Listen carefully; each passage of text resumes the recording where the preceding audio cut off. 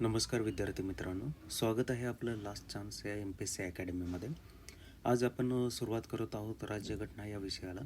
यामध्ये आपण पहिला जे टॉपिक पाहणार आहोत तो आहे प्रकरण 1, ऐतिहासिक पार्श्वभूमी. ऐतिहासिक पार्श्वभूमी आपण पाहणार आहोत राज्यघटनेची. इसवी सन जे आहे ते 1600 मध्ये जे आहे ते ब्रिटिश ईस्ट इंडिया कंपनीच्या माध्यमातून जे आहे ते भारतामध्ये आले. भारतामध्ये जे आहे सुरुवातीला ते फक्त व्यापार करण्यासाठी आले होते आणि याच दरम्यान जे आहे राणी एलिझाबेथ पहिली हिने त्यांना जे आहे ते भारतात व्यापार करण्याचे एकाधिकार दिले होते. एकाधिकार म्हणजे काय, तर फक्त ईस्ट इंडिया कंपनी जी आहे तीच भारतामध्ये व्यापार करू शकत होती. ब्रिटनमधील इतर कंपन्यांना जे आहे व्यापार करण्यास जे मनाई होती. त्यामुळे ईस्ट इंडिया कंपनीचे एकाधिकारामुळे जे आहे ते त्यांचे पुढे सत्ता वाढत गेली.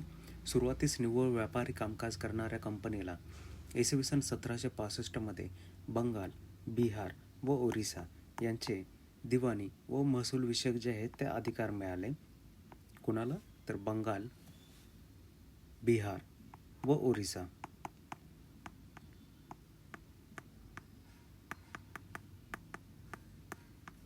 यांचे जे आहेत ते महसूल व दिवाणी न्यायाचं जे आहे अधिकार त्यांना मिळाले आणि यामुळे जे आहे कंपनीच्या क्षेत्रीय सत्तेची सुरुवात झाली.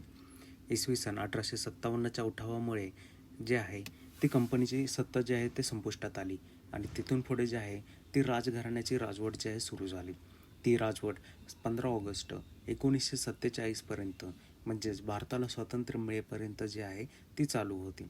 तर या दरम्यान जे आहे जे आपल्या भारतामध्ये काही अनेक विविध कायदे तयार केले गेले की जे आपल्या राज्यघटनेची ऐतिहासिक पार्श्वभूमी बनले ते आपण यामध्ये पाहणार आहोत. तर यामध्ये जे आपल्याला दोन भाग पाहायचे आहेत. एक पाहिजे आपल्याला कंपनीची राजवट आणि एक पाहिजे आपल्याला राजाची राजवट. बरोबर. आता कंपनीची राजवट जी आहे ती 1773ला सुरू झाली आणि 1858ला संपुष्टात आली. कारण 1857चा जो शिपायाचा बंड किंवा स्वातंत्र्य लढा आपण जो म्हणतो की त्यामुळे जे आहे ती कंपनीची सत्ता संपुष्टात आली. आता यामध्ये आपल्याला सर्वप्रथम पाहायचं आहे रेग्युलेटिंग ॲक्ट 1773. आता या कायद्याला मराठीमध्ये जे आहे 1773चा नियामक कायदा असेही म्हणता येईल. राज्यघटनात्मकदृष्ट्या हा अतिशय महत्त्वाचा कायदा होता. हा कायदा जो आहे तो EICचे कामकाजाचे नियंत्रण व नियमनासाठी करण्यात आला होता. EIC म्हणजेच ईस्ट इंडिया कंपनी. प्रथमच कंपनीच्या राजकीय व प्रशासकीय कार्यांना जे आहे ती मान्यता देण्यात आली होती. त्याचप्रमाणे या कायद्याने भारतातील केंद्रीय प्रशासनाचा पाया घातला. आपल्याला MCQ मध्ये क्वेश्चन येऊ शकतो की भारतातील केंद्रीय प्रशासनाचा पाया कोणत्या कायद्याद्वारे घालण्यात आला होता, तर तो होता रेग्युलेटिंग ॲक्ट 1773द्वारे. आता या कायद्याची काही वैशिष्ट्ये आपण पाहूयात. आता यामध्ये काय आहे की बंगालचा गव्हर्नर हा गव्हर्नर जनरल असे संबोधण्यास सुरुवात, म्हणजेच काय तर बंगालचा जो गव्हर्नर होता त्याला गव्हर्नर जनरल असे संबोधण्यास सुरुवात झाली. यामध्ये पहिला गव्हर्नर जनरल होता लॉर्ड वॉरन हेस्टिंग्स. आता इथे कन्फ्युजन होऊ शकतं की बऱ्याच जणांना वाटेल की पहिला गव्हर्नर जनरल हा विल्यम बेंटिक होता. मग इथे जे आहे ते वॉरन हेस्टिंग यांचं नाव का दिलं गेलं आहे, तर इथे व्यवस्थित पहा की वॉरन हेस्टिंग जे आहे हा बंगालचा गव्हर्नर जनरल होता पहिला. कुठल्या ॲक्टनुसार, तर रेग्युलेटिंग ॲक्ट 1773नुसार. आणि विल्यम बेंटिक हा संपूर्ण भारताचा गव्हर्नर जनरल होता. तर इथे कन्फ्युजन होऊन देऊ नका. तर इथं जे आहे व्यवस्थित पहा की लॉर्ड वॉरन हेस्टिंग काय, तर पहिला गव्हर्नर जनरल, पण कुठला, बंगालचा. ठीक आहे. तसेच वॉरन हेस्टिंग्स यांच्या सहाय्यतेसाठी जे आहे 4 सदस्यीय मंडळ जे आहे ते तयार करण्यात आलं होतं. तसेच या कायद्यामुळे काय झालं की बॉम्बे आणि मद्रासचे जे गव्हर्नर होते जे आपल्या कार्यात स्वतंत्र होते ते बंगालच्या गव्हर्नर जनरलला दुय्यम बनले. म्हणजेच काय झालं की आधी जे होतं या कायद्यापूर्वी बॉम्बे म्हणजेच आजचं मुंबई जे आहे तर त्यावेळीचं बॉम्बे प्रांत, त्यानंतरनं मद्रास प्रांत आणि बंगाल प्रांत हे तिन्ही जे आहे ते समान होते आणि आपापल्या कार्यामध्ये स्वतंत्र होते. परंतु बंगालचा जो गव्हर्नर आहे त्याला गव्हर्नर जनरलचा दर्जा मिळाल्यामुळे जे आहे हा इतर दोघांपेक्षा जे आहे ते उच्च झाला आणि बॉम्बे आणि मद्रासचे जे गव्हर्नर आहेत ते बंगालच्या गव्हर्नरच्या अंडर आले. बरोबर. त्यामुळे कुठेतरी त्यांच्या जे कामामध्ये ते स्वातंत्र्य होते ते कुठेतरी कमी झालं. त्याचप्रमाणे पुढे बघूया की कंपनी कामगार जे आहेत त्यांना खाजगी व्यापार, भेटवस्तू व लाच स्वीकारण्यावर बंदी घालण्यात आली. आता कंपनी कामगार जे आहेत त्यांना आता EICकडे जे आहे राणीने एकाधिकार दिला होता व्यापाराचा.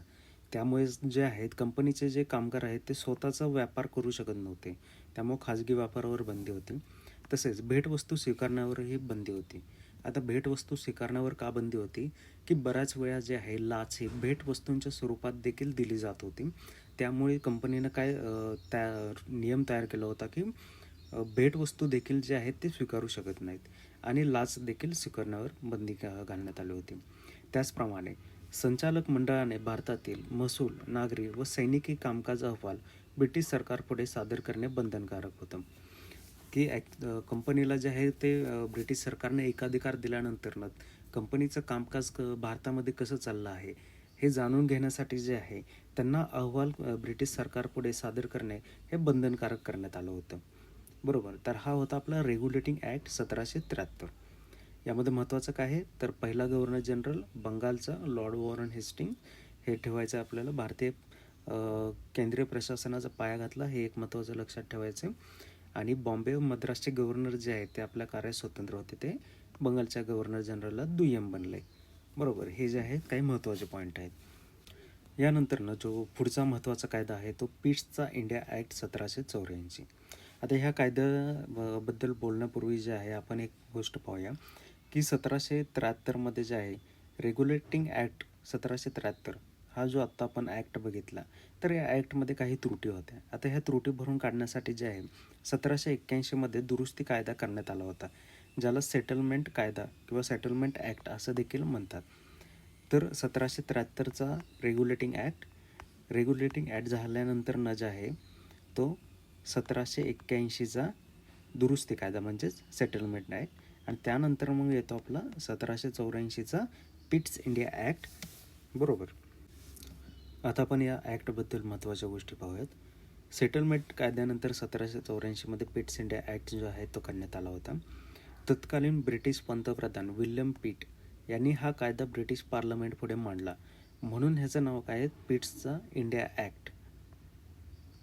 ठीक आहे. आता हे लक्षात ठेवायला तुम्हाला सोपं आहे की तत्कालीन PM विल्यम पिट यांनी हा ॲक्ट रिप्रेझेंट केला होता पार्लमेंटमध्ये, म्हणून काय जे पिट्सचा इंडिया ॲक्ट असं नाव पडलं. आणि कधी केला हा 1784मध्ये केला. आता या कायद्याची काही वैशिष्ट्य पाहूया. कंपनीच्या व्यापारी व राजकीय कार्यात जो आहे भेद केला गेला. बरोबर. आणि हा भेद केल्यानंतर त्याचं जे आहे ते प्रॉपर जे आहे इम्प्लिमेंटेशन व्हावं यासाठी काय केलं तर व्यापारी कार्य जे आहे ती संचालक मंडळाकडे देण्यात आली आणि राजकीय कार्य जे आहे ती नियामक मंडळाकडे. नियामक मंडळ म्हणजेच काय की बोर्ड ऑफ कंट्रोलकडे जे आहे ती राजकीय कार्य दिली आणि व्यापारी कार्य संचालक मंडळाकडे दिली. म्हणजेच याद्वारे त्यांनी काय केलं तर दुहेरी शासन पद्धती जी आहे ती प्रस्थापित केली. बरोबर. कुठल्या ॲक्टद्वारे पिट्सचा इंडिया ॲक्ट 1784. तसेच ब्रिटिश ताब्यातील नागरी व लष्करी शासनविषयक काही प्रमाणात, म्हणजे बघा नागरी व लष्कर, ब्रिटिश ताब्यातील नागरी लष्करी शासनविषयक, पण लष्करी शासनविषयक काही प्रमाणात, बरोबर, लष्करी शासनविषयक काही प्रमाणात व महसूलविषयक सर्व कामकाजाचे पर्यवेक्षण व निर्देशन करण्याचे अधिकार नियामक मंडळाला दिले. बरोबर. नियामक मंडळ म्हणजेच काय की बोर्ड ऑफ कंट्रोलकडे काय दिलं त्यांनी तर ब्रिटिश ताब्यातील नागरी संपूर्ण लष्करी शासनविषयक काही प्रमाणात व महसूलविषयक सर्व कामकाजाचे पर्यवेक्षण व निर्देशन करण्याचे अधिकार कुणाला दिले तर बोर्ड ऑफ कंट्रोलला दिले. बरोबर. आता हा कायदा का महत्त्वाचा आहे तर भारतातील कंपनीचे क्षेत्र जे आहे जे सुरुवातीला भारताचे त्याला आता काय संबोधण्यास सुरुवात झाली तर ब्रिटिशांच्या ताब्यातील क्षेत्र. बरोबर.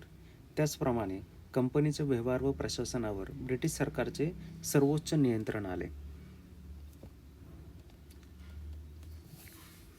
तर या कायद्याद्वारे जे आहे ते कंपनीच्या व्यवहार व प्रशासनावर ब्रिटिश सरकारचे सर्वोच्च नियंत्रण आले.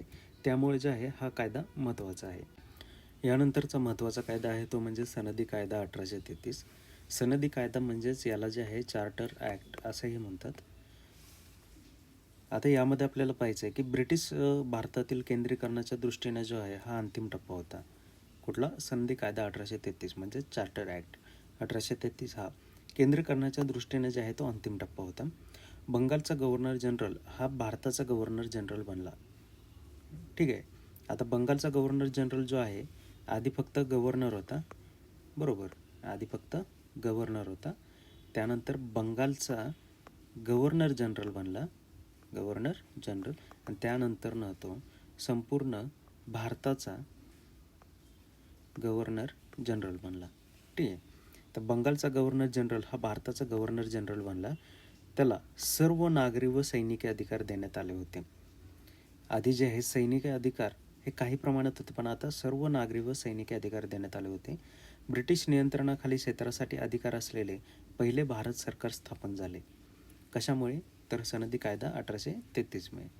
पहिला गव्हर्नर जनरल कोण बनला? तर लॉर्ड विल्यम बेंटिक, ज्याचं आपण मगाशी पाहिलं होतं. पहिला गव्हर्नर जनरल भारताचा लॉर्ड विल्यम बेंटिक. यानंतर पहा, मुंबई व मद्रास गव्हर्नरचे कायदे बनवण्याचे अधिकार संपुष्टात आले. केवळ भारताचा गव्हर्नर जनरल कायदा करू शकत होता. ठीक आहे. तर ऑलरेडी जे आहे आपण बघितलं होतं की बंगालचा गव्हर्नरला ज्यावेळी गव्हर्नर जनरल बनवलं गेलं होतं, त्याच वेळी कुठंतरी मुंबई व मद्रास गव्हर्नरचे जे आहेत ते स्वातंत्र्य कमी झालं होतं, आणि चार्टर्ड ॲक्ट 1833 नंतर जे आहे ते मुंबई आणि मद्रास गव्हर्नरचे कायदे बनवण्याचे अधिकार जे आहेत ते संपुष्टात आले होते. आता हा जो ॲक्ट बनला 1833ला, त्याच्यापूर्वी मुंबई व मद्रास गव्हर्नरने जे आहे ते काही कायदे केले होते. मग ते कायद्यांचं काय करायचं? तर ते पूर्वीचे जे कायदे होते त्यांना नियम म्हणून संबोधलं जाऊ लागलं. नियम म्हणजेच काय? तर रेग्युलेशन्स, बरोबर. आणि सनदी कायदा 1833 म्हणजे चार्टर ॲक्टनुसार जो आता भारताचा गव्हर्नर जनरल असेल त्याने केलेले जे कायदे असतील त्याला ॲक्ट्स किंवा कायदे असं संबोधलं जाऊ लागलं. तर हे महत्त्वाचं आहे. काय लक्षात ठेवायचं? मुंबई मद्रास गव्हर्नरनी जे पूर्वी केलेले कायदे होते ते नियम म्हणजेच रेग्युलेशन्स, आणि आता जो भारताचा गव्हर्नर जनरल असेल तो जो ॲक्ट किंवा कायदे तयार करणार ते कायदे असणार आहेत. आणि आता मुंबई व मद्रास यांना अधिकार नसणारे कायदे करण्याचा, बरोबर. आता पुढे पाहूया. EIC म्हणजेच ईस्ट इंडिया कंपनी जी आहे व्यापारी संस्था म्हणून संपुष्टात, आणि आता केवळ ती एक प्रशासनिक संस्था. म्हणजे पूर्वी जे फक्त EIC व्यापारी संस्था म्हणून जी भारतामध्ये आली होती व्यापार करण्यासाठी, आता तिचं व्यापारी संस्था म्हणून जे आहे ते अस्तित्व संपुष्टात आलं, आणि आता ती एक केवळ प्रशासनिक संस्था म्हणून काम करू लागली. भारतातील कंपनीचे क्षेत्र राजाचे, त्याचे वारस व उत्तराधिकाऱ्यांचे या नात्याने कंपनी धारण करेल अशी तरतूद. म्हणजे काय की भारतातलं जे क्षेत्र होतं ज्यावरती ब्रिटिशांची हुकूमत होती, म्हणजेच ईस्ट इंडिया कंपनीची हुकूमत होती, तर ते क्षेत्र कुणाचं असणार आहे? ते ईस्ट इंडिया कंपनीचं नसणार आहे. ते असणार कुणाचं आहे? ते असणार आहे राजाचं. राजानंतर ना त्याच्या वारस, आणि वारसनंतर ते त्यांचे जे उत्तराधिकारी असतील त्यांचं असणार आहे. पण त्यांच्या वतीनं, कारण राजा इथं येऊन पाहू शकत नव्हता ते क्षेत्र, म्हणून त्यांच्या वतीनं जे आहे ती कंपनी हे क्षेत्र धारण करेल आणि तिथले सर्व कामकाज पाहिलं अशी तरतूद करण्यात आली होती. त्यानंतर आपण शेवटचं पॉईंट पाहणार आहोत की नागरी सेवा म्हणजे सिव्हिल सर्व्हिसेस. आता यामध्ये काय करण्यात आलं होतं की 1833च्या ॲक्टनुसार जे आहे ते नागरी सेवकांच्या निवडीसाठी मुक्त स्पर्धात्मक पद्धती आणण्याचा प्रयत्न करण्यात आला होता, आणि याद्वारे जे आहे ते कंपनीमध्ये कोणतेही पद धारण करण्यास किंवा कंपनीच्या सेवेत रुजू होण्यास भारतीयांना बंदी असू नये, असा एक तरतूद करण्यात आली होती. पण संचालक मंडळाच्या विरोधानंतर जे ही तरतूद रद्द करण्यात आली. पुढील कायदा पाहणार आहोत सनदी कायदा 1853 म्हणजे चार्टर्ड ॲक्ट 1853. आता या कायद्याबद्दल आपल्याला महत्त्वाचं पाहायचं आहे की 1793 ते 1853 या कालावधीमध्ये ब्रिटिश संसदेने केलेल्या चार्टर ॲक्टच्या मालिकेतला हा सगळ्यात शेवटचा कायदा होता. ठीक आहे. आता या कायद्याबद्दल आपण महत्त्वाच्या गोष्टी पाहूया. गव्हर्नर जनरलने जे आहे विधिमंडळ म्हणजेच लेजिस्लेटिव्ह काउन्सिलची जे स्थापना केली होती, हे कशासाठी होतं? तर हे संपूर्ण भारतासाठी केंद्रीय विधिमंडळ म्हणून जे आहे ते काम करू लागलं होतं.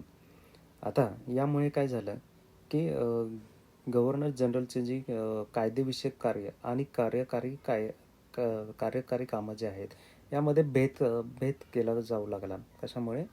तर या ॲक्टमुळे. त्याचप्रमाणे या लेजिस्लेटिव्ह काउन्सिलर म्हणून संबोधल्या जाणाऱ्या 6 नव्या सदस्यांचा काउन्सिलमध्ये समावेश करण्यात आला होता. आता ह्या 6 नव्या सदस्यांपैकी 4 सदस्य हे मुंबई, मद्रास, बंगाल आणि आग्रा या ठिकाणाहून स्थानिक किंवा प्रांतिक सरकारे नियुक्त करतील असे करण्यात आलं होतं. आता यामुळे काय झालं की यामुळे पहिल्यांदाच भारतीय विधिमंडळात जे आहे स्थानिक प्रतिनिधित्व देण्यात आलं होतं. आता ह्या स्थापन केलेल्या काउन्सिलचा कायदेविषयक विभाग जो आहे तो ब्रिटिश संसदेची प्रक्रिया अंगीकृत करून छोट्या संसदेप्रमाणे कार्य करू लागली होती. कायदे करणे हे सरकारचे विशेष कार्य आहे. बघा, कायदे करणे हे सरकारचे विशेष कार्य आहे व त्यासाठी यंत्रणा व विशेष प्रक्रिया आवश्यक असल्याचे पहिल्यांदा मान्य करण्यात आले होते. कधी पहिल्यांदा मान्य केलं? सनदी कायदा 1853 काय मान्य केलं? तर कायदे करणे हे सरकारचे विशेष कार्य आहे आणि त्यासाठी यंत्रणा आणि विशेष प्रक्रिया राबवणं गरजेचं आहे. त्याचप्रमाणे नागरी सेवा म्हणजेच सिव्हिल सर्व्हिसमध्ये भरती व निवडीसाठी खुली स्पर्धा पद्धती सुरू करण्यात आली आणि यानुसारच 1854 मेकॉले समिती स्थापन करण्यात आली. आता ही समिती कशाच्या संबंधित होती? तर भारतीय नागरी सेवा संबंधी समिती होती. त्याचप्रमाणे या कायद्याने कंपनी कार्यकाळ वाढवण्यात आला. पण त्याला निश्चिती होती का? नाही, कार्यकाळ निश्चित नव्हता.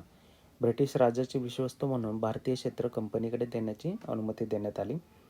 संसदेला वाटेल तेव्हा कंपनीचे राजवट संपुष्टात करण्याचे स्पष्ट निर्देशांक दिले होते. म्हणजेच काय की ज्यावेळी पण संसदेला वाटेल की कंपनीची राजवट आता आपल्याला संपुष्टात करायची आहे तर ती करू शकत होती. त्याचप्रमाणे प्रथमच भारतीय विधिमंडळात स्थानिक प्रतिनिधित्व देण्यात आले होते, जे की आपण पाहिलं की हे 6 सदस्य जे आहे काउन्सिलमधले, तर त्यांची नियुक्ती जी आहे ती स्थानिक आणि प्रांतिक सरकार करतील. म्हणजेच काय, तर प्रथमच विधिमंडळ स्थानिक प्रतिनिधित्व देण्यात आलं होतं. यानंतर आपल्याला पाहायचं आहे की राजाची राजवट. कंपनीची राजवट संपल्यानंतर जे आहे ते राजाची राजवट सुरू झाली आणि याचा कार्यकाल काय होता तर 1858 ते 1947 पर्यंत, म्हणजेच भारत स्वतंत्र होईपर्यंत. तर पहिले स्वातंत्र्य युद्ध किंवा शिपायांचे बंड म्हणून ओळखलं जाणारं जे आहे ते 1857च्या उठावानंतर जे आहे ते कंपनीची राजवट संपुष्टात आली आणि शासनाचे प्रादेशिक नियंत्रणाचे व महसूल विषयकचे अधिकार जे आहे ते ब्रिटिश राजघराण्याकडे देण्यात आले होते. आणि या कायद्याबद्दल आता आपण पाहूया. यामध्ये पहिला महत्त्वाचा कायदा कुठला होता तर भारत सरकार कायदा 1858. आता काय की 1857च्या उठावानंतरचा हा महत्त्वाचा कायदा होता. EIC संपुष्टात आली, म्हणजे ईस्ट इंडिया कंपनी संपुष्टात आली आणि प्रादेशिक नियंत्रण व महसूल विषयक अधिकार ब्रिटिश राजघराण्याकडे देण्यात आले होते. आता या कायद्याचे आपण वैशिष्ट्य पाहूया. भारताचे सरकार राणीच्या नावाने राणीद्वारा चालवण्याची तरतूद करण्यात आली. गव्हर्नर जनरलच्या नावात बदल करून व्हॉइसरॉय हे नाव करण्यात आलं. म्हणजेच आधी जो भारताचा गव्हर्नर जनरल होता त्याला आता काय संबोधणार? व्हॉइसरॉय म्हणून. व्हॉइसरॉय हा ब्रिटिश राजघराण्याचा भारतातील थेट प्रतिनिधी होता. आता या ठिकाणी पहिली नियुक्ती बघूया. लॉर्ड कॅनिंग हे जे आहेत ते पहिले व्हॉइसरॉय होते. नियामक मंडळ व संचालक मंडळ विसर्जित करून दुहेरी शासन पद्धती रद्द करण्यात आली. तर यापूर्वी आपण बघितलं होतं की नियामक मंडळ व संचालक मंडळ म्हणजेच बोर्ड ऑफ कंट्रोल व संचालक मंडळ असं जे दुहेरी शासन व्यवस्था निर्माण करण्यात आली होती तर ती रद्द केली गेली. भारत मंत्री हे पद तयार करण्यात आलं होतं. आता भारत मंत्री हा कोण होता तर भारत मंत्री हा ब्रिटिश मंत्रिमंडळाचा सदस्य होता व अंतिमतः ब्रिटिश संसदेला उत्तरदायी होता आणि भारत मंत्र्याला जे आहे ते भारतीय प्रशासनावर नियंत्रणासाठी पूर्ण अधिकार देण्यात आले होते. आता भारत मंत्री हे पद तयार झालं होतं, परंतु भारत मंत्र्याला त्याच्या कामात मदत करण्यासाठी जे आहे ती इंडिया काउन्सिलची स्थापना करण्यात आली होती. तर यामध्ये जे आहे ते 15 सदस्य असलेलं एक मंडळ स्थापन करण्यात आलं होतं, ज्याचं की अध्यक्ष असेल स्वतः भारत मंत्री. इंडिया काउन्सिल जे आहे ते सल्लागारी स्वरूपाचं मंत्रिमंडळ होतं. या कायद्यान्वये भारत मंत्र्याच्या नियंत्रणाखाली इंडिया काउन्सिलला एक कायदेशीर व्यक्ती म्हणून स्थान प्राप्त झाले. साहजिकच ही इंडिया काउन्सिल भारतात व भारताबाहेर इतरांवर खटला भरू शकत होती आणि तिच्यावरही खटला भरला जाऊ शकत होता. इंग्लंडमधून प्रत्यक्षपणे देखरेख आणि नियंत्रण होणाऱ्या भारत सरकारच्या प्रशासकीय यंत्रणेत सुधारणा घडवून आणणे हे 1858च्या कायद्यान्वये मर्यादित प्रमाणात साध्य झाले होते. पुढील ॲक्ट आपण पाहणार आहोत इंडिया कौन्सिल्स ॲक्ट 1861. कायदे करण्याच्या प्रक्रियेत भारतीयांचा सहभाग होऊन प्रातिनिधिक संस्थांचा प्रारंभ झाला. व्हॉइसरॉयने विस्तारित काउन्सिलमध्ये भारतीयांना अप्रशासकीय सदस्य म्हणून नामनिर्देशित करण्याची तरतूद केली. या तरतुदीनुसार जे आहे व्हॉइसरॉय कॅनिंगने 1862 जे आहे ते बनारसचा राजा, पतियाळाचे महाराज आणि सर दिनकर राव यांना जे आहे ते नामनिर्देशित केले. मुंबई, मद्रास या प्रांतांना कायदे करण्याचा अधिकार मिळाला. म्हणजे आधी आपण पाहिलं होतं की मुंबई व मद्रास यांना कायदे करण्याचा जे आहे अधिकार तो काढून टाकण्यात आला होता, परंतु 1861च्या या कायद्यानुसार त्यांना कायदे करण्याचा अधिकार जो आहे तो परत मिळाला. यामुळेच काय झालं की प्रांतांना जवळजवळ अंतर्गत व्यवहारांमध्ये संपूर्ण स्वायत्ता मिळाली आणि विकेंद्रीकरणास सुरुवात झाली. केंद्रीकरण म्हणजे काय की सत्तेचं केंद्रीकरण म्हणजे एकाच व्यक्तीकडे किंवा एकाच पद धारण करणाऱ्या व्यक्तीकडे सर्व सत्ता असते. तर ते होऊ नये म्हणून विकेंद्रीकरण म्हणजे आता मद्रास, बंगाल, मुंबई हे सगळेच कायदे करू शकत होते. आधी फक्त बंगालचा गव्हर्नर कायदे करू शकत होता. हे काय झालं, हे झालं सत्तेचं केंद्रीकरण. आता तिघेही करू शकतात. हे झालं डिवायडेशन ऑफ पॉवर म्हणजेच विकेंद्रीकरण. बंगाल, वायव्य सरहद प्रांत व पंजाब इथे नवीन कायदेमंडळ स्थापन करण्याची तरतूद करण्यात आली आणि या तरतुदीनुसार जे आहे बंगालमध्ये 1862मध्ये, त्याचप्रमाणे वायव्य सरहद प्रांतामध्ये 1866मध्ये आणि पंजाबमध्ये 1897मध्ये जे आहे ते नवीन कायदेमंडळाची स्थापना करण्यात आली. व्हॉइसरॉय कॅनिंगच्या खातेनिहाय पद्धतीला 1859मध्ये सुरुवात केलेल्या खातेनिहाय पद्धतीला जे आहे ती या कायद्याने मान्यता देण्यात आली. काउन्सिलमधील सदस्य हे एक किंवा अधिक खात्यांचा प्रमुख असेल आणि त्याच्या खात्यातील विभागासाठी काउन्सिलच्या वतीने अंतिम आदेश काढण्याचा अधिकार त्याला असेल. म्हणजे ही काय होती, तर ही कॅनिंगची खातेनिहाय पद्धत होती. यामध्ये काय की एखादा व्यक्ती हा एक किंवा अधिक खात्यांचा जो आहे तो प्रमुख असेल आणि त्याला काउन्सिलच्या वतीने जे आहे ते अंतिम आदेश काढण्याचा अधिकार असेल. तसेच आणीबाणीच्या काळात कायदे मंडळाची सहमती न घेता अधिसूचना काढण्याचे अधिकार व्हॉइसरॉयला देण्यात आले आणि ही जी अधिसूचना असेल ती 6 महिन्यांपर्यंत लागू असत. त्यानंतर पुढचा ॲक्ट आहे इंडिया कौन्सिल ॲक्ट 1892. यामध्ये जे आहे केंद्रीय व प्रांतिक कायदेमंडळात अतिरिक्त अशासकीय सदस्य संख्या वाढवली. तसेच अशासकीय सदस्यांची संख्या वाढवताना देखील शासकीय सदस्यांचे बहुमत राखण्यात आले होते. अर्थसंकल्पावर चर्चा व कार्यकारी विभागाला प्रश्न विचारण्याचे अधिकार कायदेमंडळास देण्यात आले होते. त्यानंतर पुढचा ॲक्ट आहे इंडिया कौन्सिल्स ॲक्ट 1909. आता हा जो ॲक्ट आहे त्याला मोर्ले मिंटो सुधारणा या नावाने देखील ओळखले जातं. मोर्ले जे आहेत भारत मंत्री होता आणि मिंटो जे आहे तो व्हॉइसरॉय होता. केंद्रीय व प्रांतिक कायदेमंडळांचा जो आहे आकार वाढवण्यात आला होता. केंद्रीय जे आहे 16 वरून 60 आणि प्रांतिक सदस्य संख्या ही एक समान नव्हती. केंद्रीय विधिमंडळ सरकारी सदस्यांचे बहुमत जे आहे ते केंद्रीय विधिमंडळात जे आहे राखलं गेलं होतं. प्रांतिक विधिमंडळात बिनसरकारी सदस्यांच्या बहुमताला परवानगी देण्यात आली होती. पहिल्यांदाच भारतीयांना व्हॉइसरॉय व गव्हर्नर यांच्या कार्यकारी मंडळामध्ये सामील होण्याची तरतूद करण्यात आली होती. तसेच सत्येंद्र प्रसाद सिंह हे व्हॉइसरॉय मंडळातील पहिले भारतीय होते. त्यांचे जे आहे ते कायदा सदस्य म्हणून नियुक्ती करण्यात आली होती. तसेच स्वतंत्र मतदारसंघ ही संकल्पना मान्य करण्यात आली होती. या कायद्याने मुस्लिमांना धर्मावर आधारित प्रतिनिधित्व मिळाले. मुस्लिम सदस्य केवळ मुस्लिम मतदारांकडूनच निवडतील अशी यामध्ये तरतूद करण्यात आली होती. सांप्रदायिकतेला कायदेशीर स्वरूप मिळालं होतं. कशामुळे, तर मुस्लिम सदस्य फक्त मुस्लिम सदस्यांकडूनच निवडले जाणार. तर यामुळे काय झालं की सांप्रदायिकतेला हे कायदेशीर स्वरूप मिळालं होतं. म्हणूनच काय म्हणलं जातं की लॉर्ड मिंटो यांना सांप्रदायिक मतदारसंघाचे जनक म्हणलं जातं. त्याचप्रमाणे व्यापारी संघटना, विद्यापीठ, जमीनदार यांना जे आहे ते स्वतंत्र प्रतिनिधित्व देण्यात आलं होतं.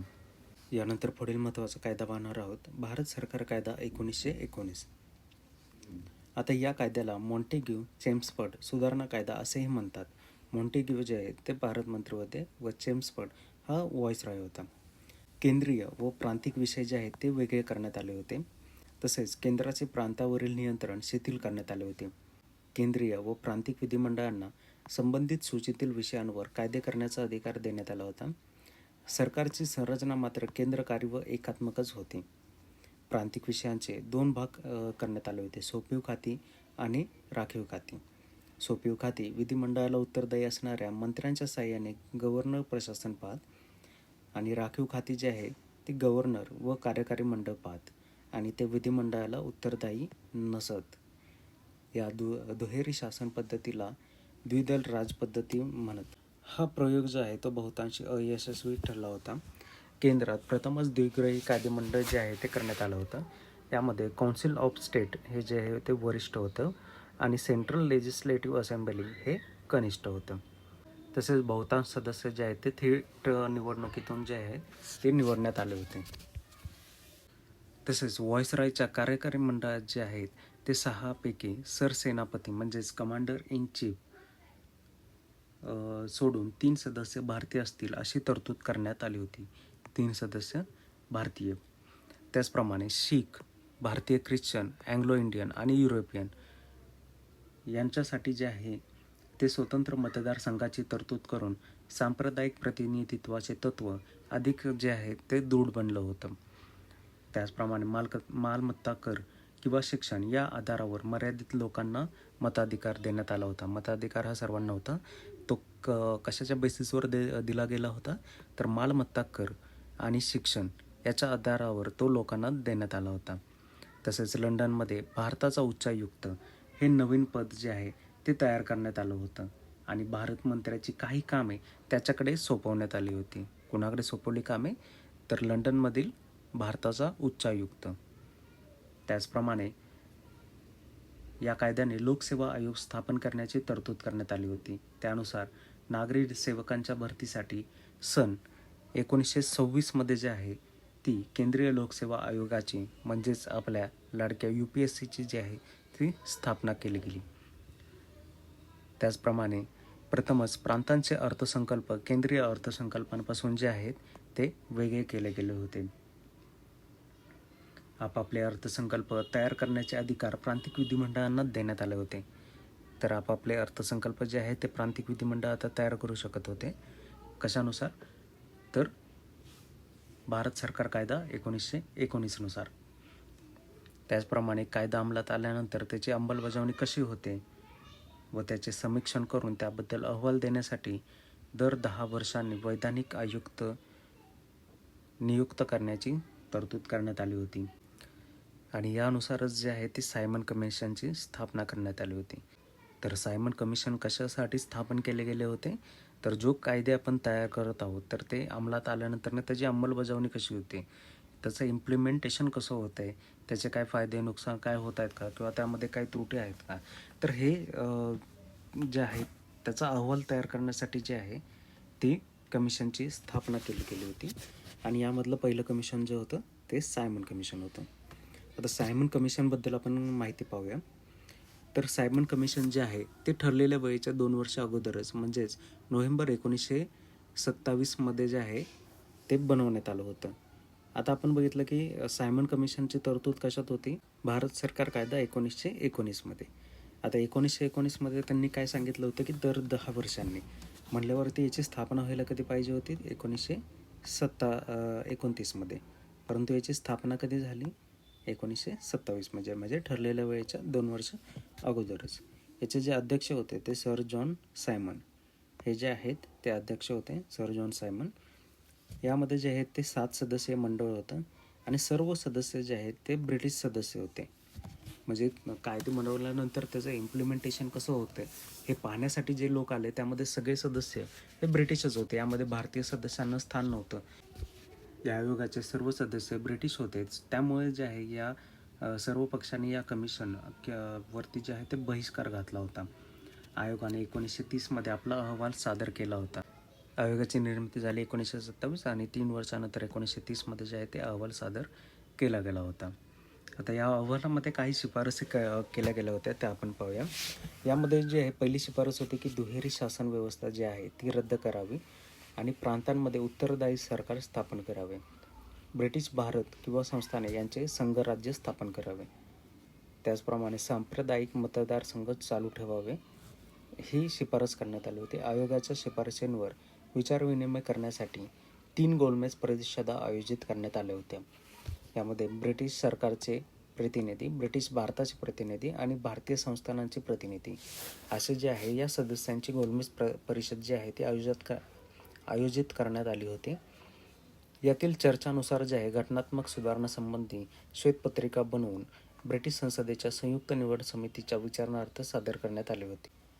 तसेच काही बदल करून या शिफारसी भारत सरकारने भारत सरकार कायदा 1935 मध्ये जे आहे ते अंमलात आणले होते. यानंतर आपण पाहणार आहोत जातीय निवाडा. 16 ऑगस्ट 1932 रोजी इंग्लंडचे प्राईम मिनिस्टर रॅम्से मॅकडोनाल्ड यांनी हा जातीय निवाडा घोषित केला. कुणी घोषित केला? Ramsay McDonald, इंग्लंडचे prime minister. कधी केला? 16 ऑगस्ट 1932 रोजी. तिसऱ्या गोलमेज परिषदेमध्ये जे आहे ते जातवार प्रतिनिधित्वावर एकमत न झाल्याने त्यांनी हा निवाडा घोषित केला. या जातीय निवाड्यांमुळे अस्पृश्य लोकांना जे आहे ते स्वतंत्र मतदारसंघ मिळाला होता. आता यामध्ये जे आहे एक महत्त्वाची गोष्ट आहे ती म्हणजे पुणे करार. आता हा पुणे करार जो आहे तो का झाला आहे आपण बघूया. तर हा करार कुणामध्ये झाला? तर महात्मा गांधी व आंबेडकर यांच्यामध्ये जो आहे हा करार झाला होता. आता याला पुणे करारही म्हणतात किंवा येरवडा करार असेही म्हणतात. जातीय निवाड्यामुळे 7 कोटी दलित हिंदूंपासून वेगळे होणार होते. किती? 7 कोटी. म्हणूनच 20 सप्टेंबर 1932 रोजी जे आहेत गांधीजी पुण्यातील येरवडा तुरुंगामध्ये जे आहे या विरोधात अमरण उपोषणाला जे आहे ते बसले होते. आंबेडकरांनी जातीय निवाड्याचा पुनर्विचार करावा अशी विनंती त्यांना पंडित मदन मोहन मालवीय यांनी, त्याचप्रमाणे बॅरिस्टर M.R. जयकर व कन्हैयालाल मुन्शी यांनी केली होती. यानंतर आंबेडकरांनी 25 सप्टेंबर 1932 रोजी जे आहे गांधीजींसोबत तडजोड करून पुणे करार केला होता. या करारानुसार अस्पृश्यांना विभक्त मतदारसंघांऐवजी 148 राखीव जागा देण्यात आल्या. आता ह्या 148 जागांपैकी मद्रास 30, बॉम्बे व सिंध 15, पंजाब 8, बिहार व ओरिसा 18, मध्य प्रांत 20, आसाम 7, बंगाल 30 आणि संयुक्त प्रांत 20 अशा प्रकारे या जागांचं डिव्हायडेशन करण्यात आलं होतं. आणि या करारावरती महत्त्वाचं म्हणजे जरी हा करार महात्मा गांधी व आंबेडकर यांच्यामध्ये झाला असला तरी या करारावरती गांधीजींनी स्वाक्षरी केली नव्हती.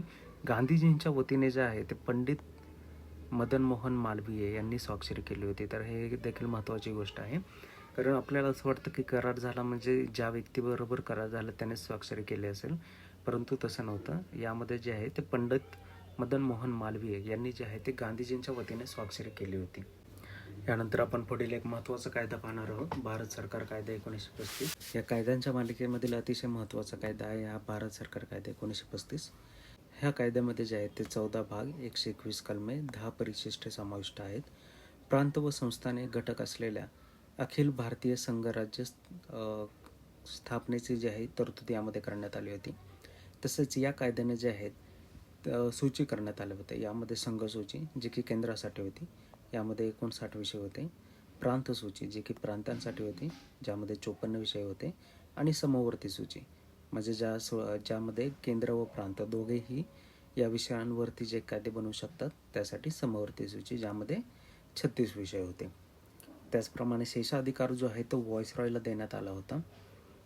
संस्थाने सहभागी न झाल्याने संघराज्य अस्तित्वात नाही आले. आता इथे संघराज्याची जी आहे तरतूद करण्यात आली होती, पण हे अस्तित्वात आलं का? तर नाही आलं का? तर संस्थानांचा जो आहे ते विरोध होता, त्यामुळे अस्तित्वात नाही आले. त्याचप्रमाणे दुहेरी शासन व्यवस्था जी आहे ती रद्द करण्यात आली होती. प्रांतांना त्यांचे जे आहे प्रांतिक स्वायत्तता या कायद्याने देण्यात आली. प्रांतिक विधिमंडळाला उत्तरदायी असलेल्या मंत्र्यांच्या सल्ल्यानुसार गव्हर्नरने कार्य करण्याची तरतूद करण्यात आली. म्हणजे आता गव्हर्नर जे आहे तो कोणाच्या सल्ल्यानुसार काम करणार? मंत्र्यांच्या. आणि हे मंत्री कोण असणार? जे की प्रांतिक विधिमंडळाला उत्तरदायी असतील. प्रांतांमध्ये उत्तरदायी सरकार पद्धती सुरू 1937 मध्ये आणि 1939 मध्येही रद्द देखील झाली. केंद्रामध्ये परत दुहेरी शासन व्यवस्था आली. राखीव व सोपी विषय विभागणीची तरतूद प्रत्यक्षात आली नाही.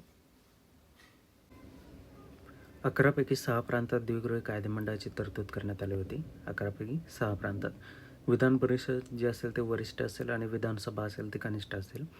बंगाल, बॉम्बे, मद्रास, बिहार, आसाम संयुक्त प्रांत. तर या 6 प्रांतात जे आहे ती द्विगृही कायदेमंडळ तरतूद करण्यात आली होती. त्याचप्रमाणे अनुसूचित जाती, महिला व कामगार स्वतंत्र मतदारसंघाची तरतूद करण्यात आली होती. त्यामुळे सांप्रदायिक प्रतिनिधित्वाचे तत्त्व आणखीन विस्तारित झाले होते. तसेच भारत सरकार कायदा 1858नुसार जी इंडिया काउन्सिलची स्थापना करण्यात आली होती, तर त्या इंडिया काउन्सिलला जे आहे रद्द करण्यात आलं होतं. तसेच भारत मंत्र्यासाठी सल्लागार गटाची तरतूद करण्यात आली होती. मताधिकार जो आहे तो वाढवण्यात आला होता आणि एकूण लोकसंख्येच्या 10% लोकांना जे आहे ते आता मताधिकार प्राप्त झाला होता. देशातील चलन आणि पतपुरवठा नियंत्रणासाठी RBIची स्थापना करण्याची तरतूद करण्यात आली होती. तर RBIची स्थापनेची तरतूद कशामध्ये करण्यात आली होती, तर भारत सरकार कायदा 1935मध्ये. तसेच संघ राज्य न्यायालयाची स्थापना जी आहे ती देखील करण्याची तरतूद करण्यात आली होती.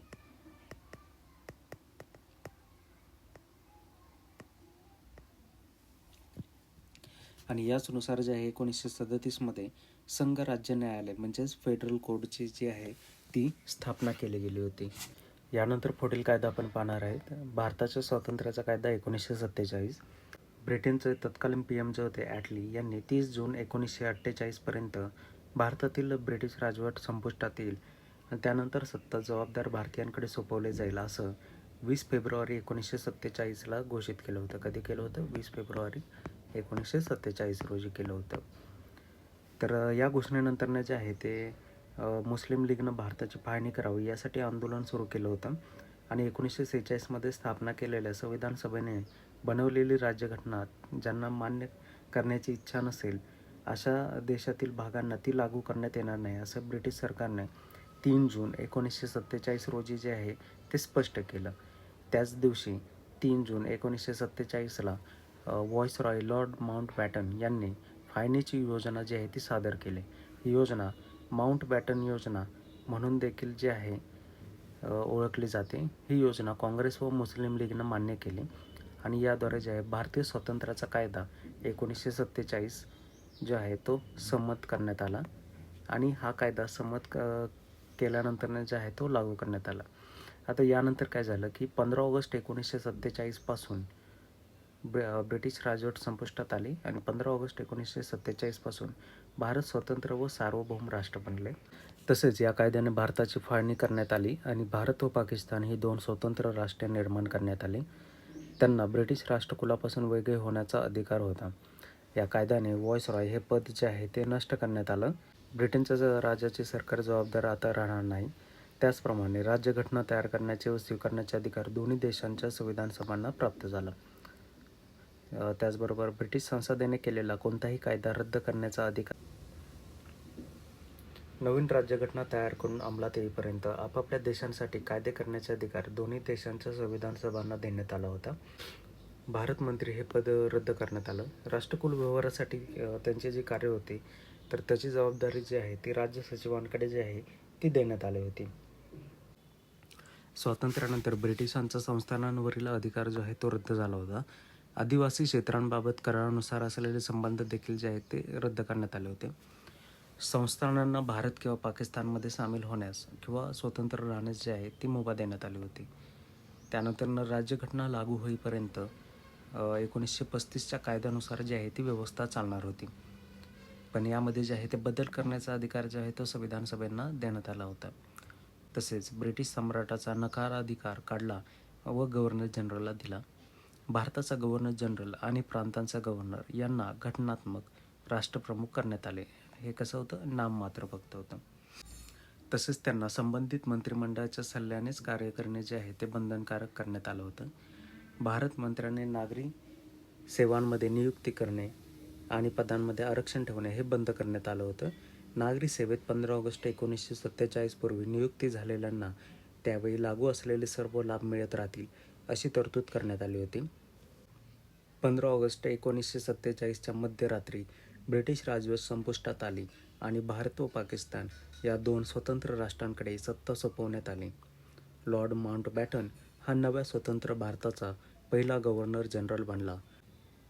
1946मध्ये स्थापन झालेले भारताची संविधान सभा भारताची संसद बनली. रॅडक्लिफ सीमा आयोग हा जो आयोग आहे हा भारत पाकिस्तान सीमेच्या संबंधित आहे. अध्यक्ष कोण होतं तर रॅडक्लिफ आणि यांनी काय केलं आहे तर भारत आणि पाकिस्तान यांची जी आहे ती सीमा निश्चित केलेली आहे. आता काही प्रिव्हियस इयर क्वेश्चन आपण यामध्ये पाहणार आहोत. मेजॉरिटी क्वेश्चन्स आपण जे आहेत ते ऑलरेडी आपल्या स्लाईड्समध्ये कव्हर केलेले आहेत, परंतु काही क्वेश्चन त्यामध्ये नाही आहेत.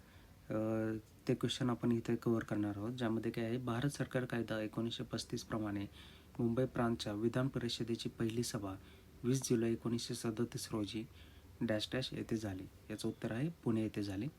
1 जानेवारी 1950 रोजी प्रजासत्ताक चीनला मान्यता देणारा डॅश डॅश हा प्रथम देश होता, तर हा आहे भारत. आता इथं असंही विचारू शकतात की 1 जानेवारी 1950 रोजी प्रजासत्ताक चीनला मान्यता देणारा भारत हा कितवा देश होता, तर प्रथम. त्याचप्रमाणे पुढील क्वेश्चन बघूया. भारताच्या संविधानाचे तत्त्व किंवा सिद्धांत निर्धारित करण्यासाठी 19 मे 1928 रोजी मुंबईमध्ये संपन्न सर्वपक्षीय अधिवेशन कोणाच्या अध्यक्षतेखाली समिती गठीत करण्यात आली होती, तर याचं उत्तर जे आहे पंडित मोतीलाल नेहरू. तर हे होतं आपलं प्रकरण एक ऐतिहासिक पार्श्वभूमी. आणि यावरती तुम्हाला क्वेश्चन कशा प्रकारे विचारले जातील, तर तुम्हाला एखाद्या ठिकाणी कायदे देतील आणि त्याची जोडी लावायला सांगतील. त्याचप्रमाणे एक महत्त्वाचा क्वेश्चन आहे, 1935चा जो कायदा आहे त्यामध्ये किती भाग, किती कलमे व किती परिशिष्ट होते, या प्रकारचे क्वेश्चन विचारले जातील. किंवा एखादा कायदा व त्या कायद्यामध्ये केलेले जे तरतूद आहेत, तर त्या तरतुदींवरती जे आहेत ते तुम्हाला क्वेश्चन विचारले जातील. तर या प्रकारे जे आहे ते क्वेश्चन विचारले जातात. तर तुम्ही जे आहे ते स्लाईड्स परत एकदा पाहू शकता. लेक्चर परत एकदा रिव्हिजन करण्यासाठी जे आहे ते बघू शकता. तुम्हाला जर का काही डाऊट्स असतील तर कमेंटमध्ये नक्की विचारा. आणि चॅनलला लाईक करा, सबस्क्राईब करा, शेअर करा.